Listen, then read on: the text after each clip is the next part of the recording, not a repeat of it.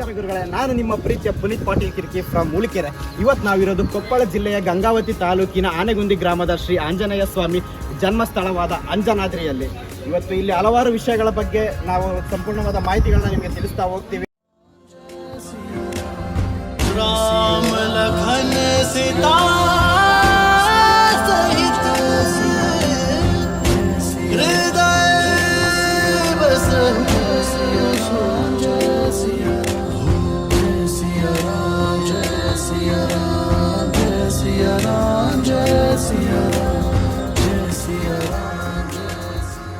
ಹನುಮನ ದರ್ಶನದ ಮೊದಲನೇ ಹಂತ, ಅದು ಮೊದಲನೇ ದಾರಿಯ ಮೊದಲನೇ ಮೆಟ್ಟಿಲನ್ನು ಹತ್ತುವನ್ನು ಹಾಕಿ ಬಂದಿದ್ದೀವಿ. ಈ ಸ್ಥಳದ ಬಗ್ಗೆ ಇನ್ನಷ್ಟು ಹಲವಾರು ಮಾಹಿತಿಗಳನ್ನು ನಾವು ತಿಳಿಸ್ಕೊಳ್ಳುತ್ತಾನೆ ನಮ್ಮ ಪುನೀತ್ ಐನಪುರಿ ಅವರ ಜೊತೆ ಮಾಡೋಣ. Welcome to our K35 lakhs. Thank you Puneeth. ವೀಕ್ಷಕರಿಗೆಲ್ಲರೂ ನಮಸ್ತೆ ಅಂತ ಹೇಳ್ತಿದ್ದೀವಿ. ನಾವೀಗ ಅಂಜನಾದ್ರಿ ಎಂದು ಹೆಸರಾಗಿರ್ತಕ್ಕಂಥ ಶ್ರೀ ಕ್ಷೇತ್ರ ಹನುಮನ ನಾಡಾಗಿರ್ತಕ್ಕಂಥ ಅಂಜನಾದ್ರಿ ಒಳಗೆ ನಾವು ಇದೀವಿ ಅಂತ ಹೇಳ್ತೀವಿ. ಮೆಟ್ಟಿಲುಗಳು ಇಷ್ಟಿದ್ದಾವೆ ಅಂದರೆ ನಾವು ಅಂಜನಾದ್ರಿ ದೇವರು ಅಂದರೆ ಶ್ರೀ ಆಂಜನೇಯ ಸ್ವಾಮಿಯ ದರ್ಶನಕ್ಕೆ ನಾವು ಎಷ್ಟು ಮೆಟ್ಟಿಲನ್ನು ಹತ್ಕೊಂಡು ಹೋಗಬೇಕು, ಅಥವಾ ಇದೊಂದೇ ದಾರಿ ಅಥವಾ ಇನ್ನು ಬೇರೆ ಯಾವುದಾದ್ರು ಮಾರ್ಗಗಳಿದ್ದಾವೆ ಇಲ್ಲಿ? ಸರಿ ಸುಮಾರು ಇದು ಫಸ್ಟ್ ಎಂಟ್ರೆನ್ಸ್. ಇದು ಇನ್ನೂ ಒಂದು ಬಾಗಿಲಿದೆ, ಬಟ್ ಇನ್ನೊಂದು ಬಾಗಿಲಿದೆ, ಬಟ್ ನಮಗೆ ಕನ್ವೀನಿಯೆಂಟು. ಆಮೇಲೆ ರೋಡಿಗೆ ಹತ್ತಿರ ಇರೋದ್ರಿಂದ ಇದನ್ನು ಹೊಸದಾಗಿ ಮಾಡಿರ್ತಾರೆ ಗೆಳೆಯರೆ. ಆಮೇಲೆ ಇದು ಮೊದಲನೇ ಮೆಟ್ಲು. ಟೋಟಲ್ ಇದರಲ್ಲಿ 575 ಮೆಟ್ಲುಗಳಿದಾವೆ ಅಂತ ಹೇಳ್ತಿದ್ದಾರೆ. ಅದಕ್ಕೆ ಪ್ರಮುಖ ಕಾರಣರಾಗಿ ಒಬ್ಬರು ಲಕ್ಕಡ್ದಾಸ್ ಬಾಬು ಅಂತಕ್ಕಂಥವ್ರು ಸರಿಸುಮಾರು 50 ವರ್ಷಗಳಿಂದ ಈ ಅಂಜನಾದ್ರಿಗೆ ಪರಮ ಭಕ್ತರೂ ಹೌದು, ಪೂಜಾರಿನೂ ಹೌದು. 50 ವರ್ಷಗಳ ಕಾಲ ಅದಕ್ಕೆ ಪೂಜೆ ಮಾಡಿ ಕಾರ್ಯನಿರ್ವಹಿಸಿ ನಂತರ ಅಂಜನಾದ್ರಿಗೆ ಒಂದು ಪಣ ತೊಟ್ಟು ಅಂಜನಾದ್ರಿಗೆ ಏನು ನಮ್ಮ ಡೆವಲಪ್ ಮಾಡಬೇಕಂತ ಫಸ್ಟ್ನೇ ಅಡಿಗಲ್ಲು, ಫಸ್ಟ್ನೇ ಮೆಟ್ಟು ಬುನಾದಿ ಹಾಕ್ತಾರೆ. ತದನಂತರ 575 ಮೆಟ್ಲುಗಳನ್ನು ನಿರ್ಮಿಸ್ತಾರೆ. ಸರಿಸುಮಾರು 15 ವರ್ಷಗಳ ಹಿಂದೆ ಈ ಮೆಟ್ಲುಗಳು ಹೇಳ್ಬೋದು ಪುನೀತ್. ಹಾಗೆ ನಾವು ಪ್ರತಿ ಸಲ ಬಂದಿದ್ದೀವಿ ಇಲ್ಲಿ, ಬಟ್ ಮೇಲ್ಗಡೆ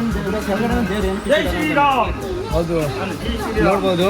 ಅಲ್ಲಿ ಮೇಲೆ ಅಂಜನಾಯ ಯಾವ ಕಲ್ಲಲ್ಲಿ ರಚನೆ ಆಗಿದೆನೋ ಅದೇ ಕಲ್ಲಲ್ಲಿ ಇನ್ನೂ ಒಂದು ಚಿಕ್ಕ ಮೂರ್ತಿ ಅಂಜನಾಯನನ್ನು ಇಲ್ಲಿ ನಾವು ಸ್ಥಾಪಿಸಿರೋದನ್ನ ನೋಡ್ಬೋದು. ಕಾರಣ ಬಂದ್ಬಿಟ್ಟು ಎಷ್ಟೋ ವೃದ್ಧರು ಆಮೇಲೆ ಅಂಗವಿಕಲರು ಮೇಲೋಗಿ ಯಾವುದೇ ಕಾರಣ ಮೇಲೆ ಹೋಗಿ ವೀಕ್ಷಣೆ ಮಾಡಬಾರ್ದು, ದೇವ್ರ ದರ್ಶನ ಆಗಲ್ಲ. ಈಗ ಅಂಗವಿಕಲರು ಬಂದು 575 ಮೆಟ್ಲು ಹತ್ತಕ್ಕಾಗಲ್ಲ, ವೃದ್ಧರು ಹತ್ತಕ್ಕಾಗಲ್ಲ. ಹಂಗಂತ ಅವ್ರು ಸಫರ್ ಪಟ್ಕೊಂಡು ಮನೆಗೆ ಹೋಗ್ಬಾರ್ದಲ್ಲ. ಇಲ್ಲಿ ಒಂದು ಅದೇ ಕಲ್ಲಿಂದ ಮೂರ್ತಿ ಮಾಡಿ ಪೂಜೆ ಮಾಡ್ತಕ್ಕಂಥ ಪದ್ಧತಿ ವಾಡಿಕೆ ಇದು ಪುರಾತನ ಕಾಲದಲ್ಲಿ ಬಂದಿದೆ. ವಯಸ್ಸಾದವರು ಅಂಗವಿಕಲ ಯಾರ್ಯಾರು ಕೂಡ ದೇವ್ರ ದರ್ಶನ ಮಾಡೋಕ್ಕಾದ್ರು ಇಲ್ಲೇ ದೇವ್ರ ದರ್ಶನ ಮಾಡ್ಕೊಂಡು ಹೋಗ್ಬೋದು ಅಂತ ಹಿರಿಕರು ಮಾಡಿರ್ತಕ್ಕಂಥ. ಬನ್ನಿ ಮೊದಲನೇ ಮೆಟ್ಲು ಯಾವ ಥರ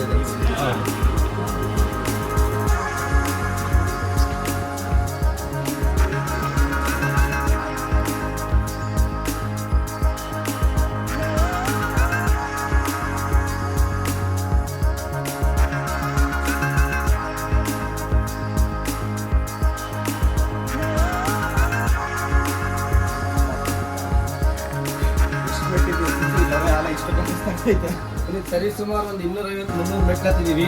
ಒಂದು 40% ಮೇಲೆ ಬಂದ್ಬಿಟ್ಟಿದ್ದೀವಿ ಅಂತ ಒಂದೇಟಿಗೆ ಹಿಂಗೆ ಎದೆ ಮೇಲೆ ಬರೋದ್ರಿಂದ ಹೌದು. ಈಗ ಆ್ಯಕ್ಚುಲಿ ಕರ್ನಾಟಕ ಸರ್ಕಾರನೇ ಇದು ಡೆವಲಪ್ಮೆಂಟ್ ಮಾಡಿದೆ. ಆಮೇಲೆ ಪ್ರವಾಸೋದ್ಯಮ ಇಲಾಖೆಯಿಂದ ಈ ಸೀಟ್ ಹಾಕ್ಸೋದಾಗಿರ್ಬೋದು, ಮೇಲೆ ನೀರಿನ ಸರಬರಾಜು ಆಗಿರ್ಬೋದು, ಆಮೇಲೆ ಚಾವಣಿ ಹಾಕ್ಸಿರೋದಾಗಿರ್ಬೋದು, ಅದೆಲ್ಲ ಕರ್ನಾಟಕ ಸರ್ಕಾರ ಪ್ರವಾಸೋದ್ಯಮ ಇಲಾಖೆಯಿಂದ ಆಗಿದೆ ಅಂತ ನಾವು ಹೇಳ್ಬೋದು. ಆಮೇಲೆ ತುಂಬ ಚೆನ್ನಾಗಿದೆ, ಯಾಕಂದರೆ ವಯಸ್ಸಾದರು ಮಕ್ಕಳು ಅವರೆಲ್ಲ ಭಾಳ ಅನುಕೂಲವಾಗಿದೆ. ಇಲ್ಲ ಒಂದೇಟಿಗೆ ಹತ್ತಿರೋದ್ರಿಂದ ಆ್ಯಕ್ಚುಲಿ ಭಾಳ ಒಳ್ಳೆ ಕೆಲಸ ಮಾಡಿದ್ದಾರೆ ಅಂತ ಹೇಳ್ಬೋದು. ಆಮೇಲೆ ಈಗ ಮುಂದಿನ ದಿನಮಾನಗಳಲ್ಲೂ ಇನ್ನೂ 100-120 ಕೋಟಿ ಬಿಡುಗಡೆ ಆಗಿದೆ ಅಂತ ಹೇಳ್ತಿದ್ದಾರೆ ನಮ್ಮ ಸರ್ಕಾರದಿಂದ.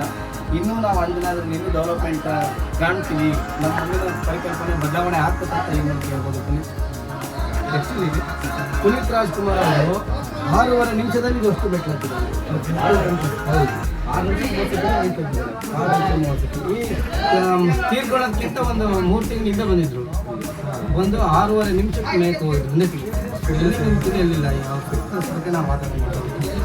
ಈ ಥರ ಫಿಲ್ಮ್ ಯಾವುದಾದ್ರು ಫಿಲ್ಮ್ಗಳು ಏನಾದರೂ ತೆಗೆದಿದ್ದಾರೆ? ಹೌದು. ಇಲ್ಲಿ ಭಾಳ ಫಿಲಿಮ್ಗಳಿದ್ದಾವೆ. ಮಲಯಾಳಮ್ಮು, ಕನ್ನಡ, ತೆಲುಗು, ಹಿಂದಿ, ಇನ್ನೂ ನಾನಾ ಥರದ ಫಿಲ್ಮ್ಗಳಿದ್ದಾವೆ. ಆಮೇಲೆ ಸ್ಲೋಗನ್ಗಳು ಕೇಳೋದೇ ಆಮೇಲೆ ಏಜ್ ಆಗಿರ್ತಕ್ಕಂಥ ಅಜ್ಜಿರಾಗಿರ್ಬೋದು, ವಯಸ್ಕರರು, ಯುವಕರಿಗೆಲ್ಲ ಒಂದು ವರ್ಚಸ್ ಅಂತಾನೆ ಹೇಳ್ಬೋದು. ಈಗ ಕುಗ್ಗಿರ್ತೀವಿ, ಬೆವರು ಇಳಿಸ್ಕೊಂಡು ಸುಸ್ತಾಗಿರ್ತಂತ, ಬಟ್ ಆ ಜೈ ಶ್ರೀರಾಮನ ವಾಯ್ಸಿಗೆ ರಿದಮ್ ಯಶ್ ಶಿವ ಅನ್ನಂಗೆ ಮೇಲೆ ಹೋಗ್ಬೇಕು, ಮುಂದೆ ಹೋಗ್ಬೇಕು ಅನ್ನೋದು ಬರುತ್ತೆ. ಏನಂತೀರಮ್ಮ ಇದ್ರ ಬಗ್ಗೆ? ಹೌದಿಲ್ಲ, ಒಂದೊಟ್ಟಿಗೆ ಒಂದು ಜೋಶ್ ಬಂದಂಗೆ ಬರುತ್ತೆ ಜೈ ಶ್ರೀರಾಮ್ ಅನ್ನೋದು. ಇಲ್ಲ ಇನ್ನೂ ವೀಕೆಂಡ್ಗಳಲ್ಲೆಲ್ಲ ಭಾಳ ರಶ್ ಇರುತ್ತೆ ಪುನೀತ್. ಇನ್ನು ಸ್ವಲ್ಪ ಇವತ್ತು ಒಂದು ಟೈಮ್ ಕಡಿಮೆ ಇದೆ. ಬೆಳಿಗ್ಗೆ ಪೂಜೆಗೆ ಏನಿಲ್ಲ ಅಂದರೆ 10,000-15,000-20,000 ಜನ ಬರ್ತಾರೆ ಅಷ್ಟು. ಹೌದು ಹೌದು. ಇಲ್ಲ ಶನಿವಾರ ಭಾನುವಾರ ಕಂಪಲ್ಸರಿ. ಶನಿವಾರ ಆಂಜನೇಯನ ವಾರ ಆಗಿರೋದ್ರಿಂದ ತುಂಬ ಜನ ಬರ್ಬೋದು, ಭಾಳ ಜನ ಇರ್ತಾರೆ.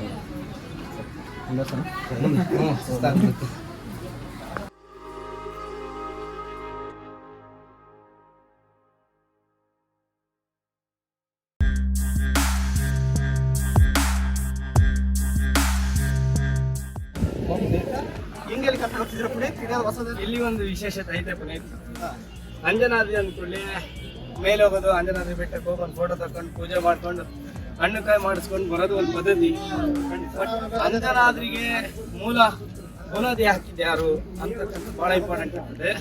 ಇವತ್ತು ನಾವು ಕೆಳಗಡೆ ಹೇಳಿದ್ವಿ, ಅಂಜನಾದ್ರಿ ಡೆವಲಪ್ ಮಾಡೋರು ಒಬ್ರು ಇದ್ದಾರೆ, ಆಮೇಲೆ ಮೆಟ್ಲು ಹಾಕಿದವರು ಒಬ್ರು ಇದ್ದಾರೆ, ಅವರು ಲಕ್ಕಡ್ದಾಸ್ ಬಾಬು ಅಂತ. ಆ್ಯಕ್ಚುಲಿ ಎಲ್ರಿಗೂ ಬಂದು ಇದೊಂದು ಗೊತ್ತಿಲ್ಲದ ಪ್ಲೇಸ್. ಲಕ್ಕಡ್ದಾಸ್ ಬಾಬು ಅವರು 1998 ತೀರ್ಕೊಳ್ತಾರೆ. ಅವ್ರ ಸಮಾಧಿ ನಮಗೆ ನೆನಪಿಗಾಗಿ ಕಟ್ಟಿದ್ದಾರೆ. ದಯವಿಟ್ಟು ಯಾರು ಅಂಜನಾದ್ರಿಗೆ ಬಂದು ಹಳಬ್ರನ್ನ ಯಾವತ್ತೂ ಮರಿಬಾರ್ದು ಅಂತ ಹೇಳ್ತಾ ಅವ್ರಿಗೆ ಬಂದು ಒಂದು ಪ್ರಾರ್ಥನೆ ಮಾಡೋದು ಅಂತ ಈ ಮೂಲಕ ಹೇಳ್ತಿದ್ದೀವಿ.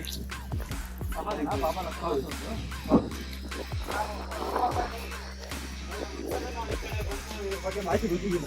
ಅದೇ ಭಾಳ ಜನಕ್ಕೆ ಇದ್ರ ಬಗ್ಗೆ ಮಾಹಿತಿ ಇಲ್ಲ. ಲಕ್ಕಡ್ದಾಸ್ ಬಾಬು ಅವ್ರ ಬಗ್ಗೆ ಹಿನ್ನೆಲೆ ಗೊತ್ತಿಲ್ಲ, ಆಮೇಲೆ ಅವರು ಮಾಡಿರ್ತಕ್ಕಂಥ ಕೊಡುಗೆ ಗೊತ್ತಿಲ್ಲ. ಇವತ್ತು ಅಂಜನಾದ್ರಿ ಇಷ್ಟೊಂದು ಡೆವಲಪ್ಮೆಂಟ್ ಕಾರಣ ಅಂದರೆ ಅದಕ್ಕೆ ಲಕ್ಕಡ್ದಾಸ್ ಬಾಬು ಅವರು ಅಂತ ಮುಖ್ಯವಾದ ಕಾರಣ ಹೇಳ್ಬೋದು. ಈಗ 1998ರಲ್ಲಿ ತೀರ್ಕೊಳ್ತಾರೆ.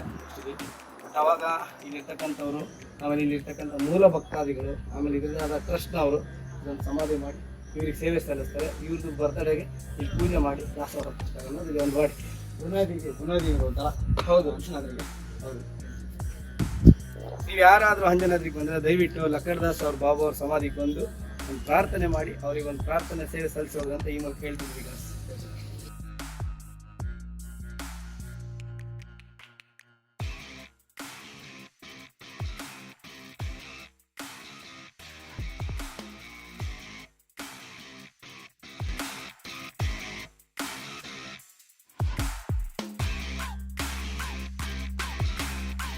ಇದೇನಿದು ಈ ತರ ಎಲ್ಲ ಕಲ್ಲುಗಳು ಜೋಡಿಸಿದ್ದಾರೆ? ಎಲ್ಲಿ ಏನು ವಿಶೇಷ ಇದ್ರದ್ದು? ಅರೆ ಯಾಕೆ ನೀವು ಕೂಡ ಕಲ್ಲುಗಳು ತಗೊಂಬರ್ತಾ ಇದ್ದೀರಾ? ಹೌದು ಪುನೀತ್, ಅಂಜನಾದ್ರಿ ಒಳಗೆ ಇದು ಒಂದು ವಿಶೇಷತೆ ಇದೆ. ಏನಿದ್ರು ವಿಶೇಷತೆ?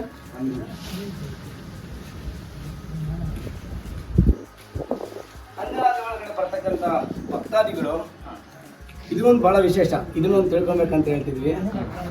ಭಕ್ತಾದಿಗಳೆಲ್ಲ ಬಂದು ಈ ಕಡೆ ಅವ್ರದ್ದು ಲಕ್ಕಡ್ದಾಸ್ ಬಾಬು ಅವ್ರದ್ದು ಸಮಾಧಿ ಪೂಜೆ ಮಾಡಿಕೊಂಡು ಮುಂದೆ ಬರ್ತಾ ಬಂದು ಒಂದು ಒಳ್ಳೆ ಗುಹೆ ಬರುತ್ತೆ. ಆ ಗುಹೆ ಒಳಗಡೆ ಬಂದು ಅಂಜನಾದ್ರಿ ಒಳಗೆ ಒಳ್ಳೆ ಒಂದು ಪ್ರಾರ್ಥನೆ ಮಾಡಿಕೊಂಡು ತಮ್ಮ ಸಂಕಲ್ಪನ ನೆರವೇರಿಸಲಪ್ಪ ದೇವರೇ ಅಂತ ಬೇಡ್ಕೊಂಡು ಇಲ್ಲಿಗೆ ಬಂದು ಒಂದು ತಮಗೆ ಇಷ್ಟೇ ಇದ್ದಷ್ಟು, ನಾನು ದೊಡ್ಡ ಮನೆ ಕಟ್ಟಬೇಕಂದ್ರೆ ಭಾಳ ಕಲ್ಲಿಡಬೇಕು, ಚಿಕ್ಕ ಮನೆ ಕಟ್ಟಬೇಕಂದ್ರೆ ಚಿಕ್ಕಲ್ಲಿಡಬೇಕು, ಅವರ ಸಂದಿಕೆ ಅದೆಲ್ಲ. ಬಟ್ ನನಗೊಂದು 3 ಅಪ್ಟೇರ್ ಮನೆ ಬೇಕಾಗ್ಬೋದು, ಅದಕ್ಕೆ ನಾನು 3 ಕಲ್ಲು ಇಟ್ಟಿದ್ದೀನಿ. ಮೀನ್ಸ್ ಏನಾದರೂ ಒಂದು ವಾಡಿಕೆ, ನಾನು ಒಂದು ಒಳ್ಳೆ ಬಿಸ್ನೆಸ್ ಮಾಡಬೇಕು, ಅಥವಾ ನಾನು ಮನೆ ಕಟ್ಟಬೇಕು, ಅಥವಾ ನಾನೊಂದು ಬಿಲ್ಡಿಂಗ್ ಕಟ್ಟಬೇಕು, ಅಥವಾ ನಾನೊಂದು ಕಾಂಪ್ಲೆಕ್ಸ್ ಕಟ್ಟಬೇಕು ಅಂತ ಜನರ ಆಸೆನ ದೇವ್ರ ಮೇಲೆ ಪ್ರಾರ್ಥನೆ ಮಾಡಿಕೊಂಡು ಇಲ್ಲಿ ಬಂದು ಅದನ್ನೊಂದು ಸಲ ಪ್ರಾರ್ಥನೆ ಮಾಡಿ ಕಲ್ಲುಗಳನ್ನ ಇಟ್ಟು ಹೋದೆ. ಆಂಜನೇಯ ನಮ್ಮನ್ನೆಲ್ಲೂ ಕೈ ಬಿಡದಲೆ ಒಂದು ಬಲ ಕೊಟ್ಟು ಆ ಕೆಲಸ ನೆರವೇರಿಸ್ತಾನೆ. ಎಂಥ ಸಂದರ್ಭದಲ್ಲೂ ನಮ್ಮನ್ನು ಕೈ ಬೀಸಿ ಕೈ ಎತ್ತುತ್ತಾನೆ, ಎಂದೂ ನಮಗೆ ಕೆಳಗೆ ಬೀಳಿಸ್ಲಿಲ್ದಂಗೆ ಕ್ಲೀನಾಗಿ ನಮ್ಮ ಸಂಕಲ್ಪನ ನೆರವೇರಿಸ್ತಾನೆ ಅನ್ನೋದೊಂದು ಖುಷಿಯಾದ ವಾಡಿಕೆ. ಆಮೇಲೆ ಹಿರಿಕರು ಹೇಳ್ತಕ್ಕಂಥದ್ದು ಇದೆ, ವಾಡಿಕೆನೂ ಹೌದು. ಅಂದರೆ ಕಲ್ಲಿನ ಮೇಲೆ ಕಲ್ಲಿಟ್ಟು ನಮ್ಮ ಆಸೆ, ನಮ್ಮ ಕನಸುಗಳು ಏನಿದೋ ಅದ್ರ ಬಗ್ಗೆ ಇಲ್ಲಿ ದೇವ್ರ ಹತ್ರ ಬೇಡ್ಕೊಂಡು ಹೋದ್ರೆ ದೇವ್ರು ನಮ್ಮ ಜೊತೆ ಇದ್ದು ಸಹಾಯ ಮಾಡೋ ಒಂದು ಧೈರ್ಯ ಥರ ಹೌದು. ಅದು ಒಂದು ವಿಶೇಷ ಇದೆ ಕಣ ಆಂಜನೇಯರಿಗೆ. ಅದೇ ಈಗ ನನಗೂ ಒಂದು ಮನೆ ಬೇಕಿತ್ತು, ಮನೆ ಕಟ್ಸ್ಕೊಳಕ್ಕಂತ ಆಸೆ, ಹಂಗಾಗಿ 3 ಕಲ್ಲಿಟ್ಟಿದ್ದೀನಿ. ಭಕ್ತಾದಿಗಳಾಗಿ ನೀವು ಯಾರು ಬಂದ್ರು ನಿಮ್ಮ ಇಚ್ಛೆ ಅಂತೆ ನಿಮ್ಗೆ ಎಷ್ಟು ಆಫ್ಟೇರ್ ಬೇಕು ಅಷ್ಟು ಆಫ್ಟೇರ್ ಕಲ್ಲಿಟ್ಟು ಹೋಗ್ರಿ, ದೇವರಲ್ಲಿ ನೀಟಾಗಿ ಪ್ರಾರ್ಥನೆ ಮಾಡಿರಿ, ದೇವರು ನಿಮ್ಮ ಸಂಕಲ್ಪನ ನೆರವೇರಿಸ್ತಾನಂತ ಈ ಮೂಲಕ ಹೇಳ್ತೀನಿ. ನಿಮ್ಮ ಮನೆ ಕಟ್ಟಬೇಕಂತ ನೀವು ಒಂದು 3 ಕಲ್ಲುಗಳನ್ನ ಇಟ್ಟು ಜೋಡಿಸಿದ್ದೀರಾ. ನಿಮ್ಮ ಆಸೆ ಕೂಡ ಬೇಗ ಆದಷ್ಟು ಬೇಗ ನೆರವೇರಿ. All the best. ಹೌದು. 575 ಮೆಟ್ಲು ಅಂದ್ರೆ ಕೊನೆ ಮೆಟ್ಲು. ಹೌದಪ್ಪ, ಆದಷ್ಟು ಬೇಗನೆ ಬಂದಿದ್ದೀವಿ. ದೇವರ ದರ್ಶನಕ್ಕೆ ನೀನು ಭಾಳ ಹತ್ರನೇ ಇದೆ. ಈ ಕಡೆ ಅಂಜನಾದ್ರಿ ದೇವಸ್ಥಾನದೊಳಗೆ ಹೋಗೋಣ ಬನ್ನಿ. ದೇವಸ್ಥಾನದೊಳಗಡೆ ಒಂದು ರಾಮ ಸೇತುವೆಗೆ ಬಳಸಿರೋ ಕಲ್ಲಿದೆ, ನೀರಲ್ಲಿ ತೇಲುತ್ತೆ, ಅದನ್ನು ನೋಡ್ಬೋದು. ಇನ್ನು ಅವ್ರ ತಾಯಿ ಅಂಜನಾ ದೇವಿ ಅವರ ಮೂರ್ತಿ ಇದೆ, ಅದನ್ನು ನೋಡ್ಬೋದು. ನೆಕ್ಸ್ಟ್ ಮತ್ತೆ ಆಂಜನೇಯನ ದೇವಸ್ಥಾನ ನೋಡ್ಬೋದು. ಬನ್ನಿ ಗೈಸ್.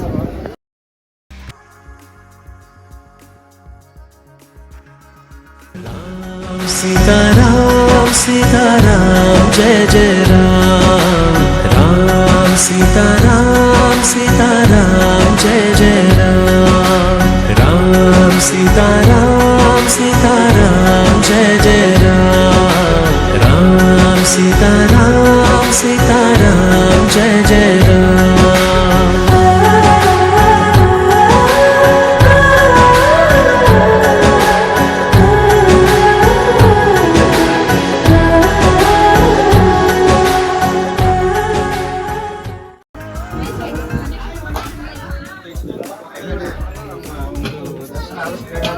ತುಂಬಾ ಚೆನ್ನಾಗಾಯ್ತು ಅಂದ್ರೆ ತುಂಬಾ ಚೆನ್ನಾಗಿ ಕಂಡಕ್ಟ್.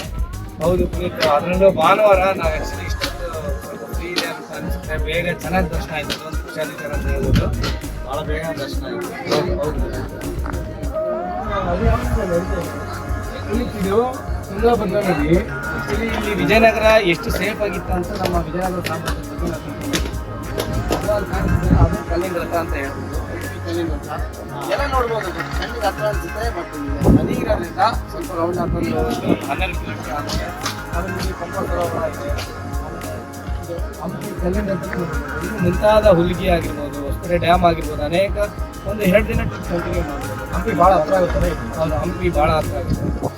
ಇದರ ಮೂಲ ಬೆಳೆಗಳು ಆಮೇಲೆ ತುಂಗಭದ್ರಾ ನದಿ ತೀರ ಇರೋದ್ರಿಂದ ನದಿಯ ನೀರನ್ನು ಬಳಸ್ಕೊಂಡು ಭತ್ತ ಬೆಳಿಬೋದು. ಆಮೇಲೆ ಇಡೀ ನಮ್ಮ ರಾಜ್ಯದಲ್ಲಿ ಅತಿ ಹೆಚ್ಚು ಭತ್ತ ಬೆಳಿತಾರೆ.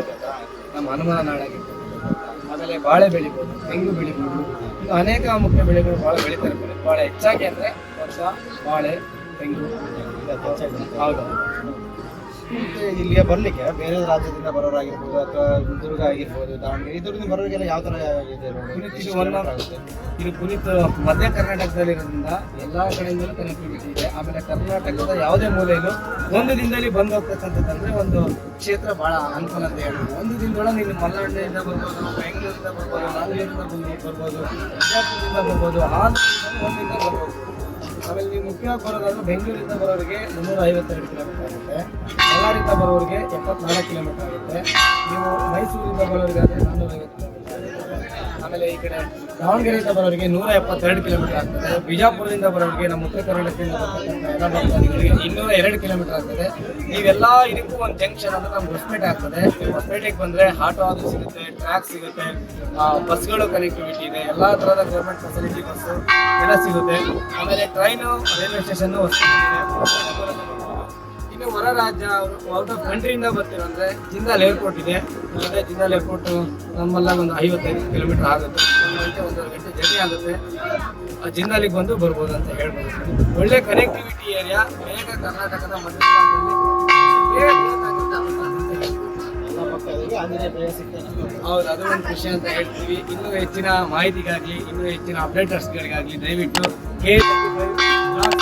ಚಾನಲ್ನ ಸಬ್ಸ್ಕ್ರೈಬ್ ಮಾಡಿ, ಲೈಕ್ ಮಾಡಿ, ಶೇರ್ ಮಾಡಿ. ಉತ್ತರ ಕರ್ನಾಟಕ ಮಂದಿನ ಬೆಳೆಸಿಕೊಳ್ಳೆ ಅಂತ ಹೇಳ್ತಾ ಇಲ್ಲಿಗೆ ನಮ್ಮ ವಿಡಿಯೋ ಮುಕ್ತಾಯ ಮಾಡ್ತಿದ್ದೀವಿ.